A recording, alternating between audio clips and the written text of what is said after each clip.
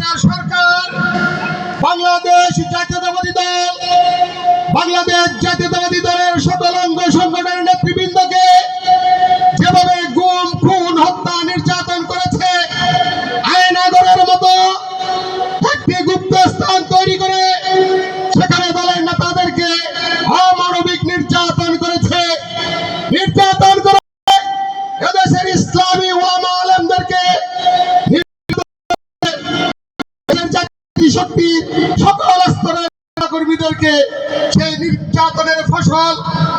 বাংলাদেশ জাতীয়তাবাদী দল এবং ছাত্র জনতার আন্দোলনে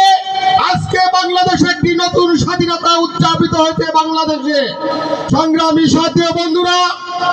আসছে এই শুভ দিনক্ষণে আমরা যাতে শান্তিপূর্ণভাবে জীবন যাপন করতে পারি, সকলে যাতে কাঁধে কাঁধ মিলে কাজ করতে পারি,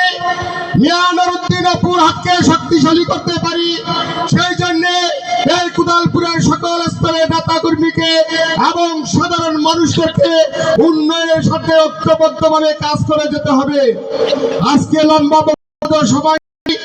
আরো সময় পেলে লম্বা বক্তব্য দিব, বিস্তারিত আজকে বক্তব্য দেওয়ার শক্তিশালী করার জন্য সবাই ঐক্যবদ্ধভাবে কাজ করবেন এবং জালিম সরকার যাতে আর বাংলাদেশে পুনঃপ্রতিষ্ঠিত হতে না পারে, এই দুঃশাসন যাতে বাংলাদেশের মাটিতে আর না হয়, এই জন্য বাংলাদেশ জাতীয়তাবাদী শক্তি ওই অপশক্তিকে সর্বক্ষণ মাঠে থেকে প্রতিহত করবে ইনশাআল্লাহ। এই আশাবাদ ব্যক্ত করে আমি আমার সংক্ষিপ্ত বক্তব্য শেষ করছি। সকলকে ধন্যবাদ।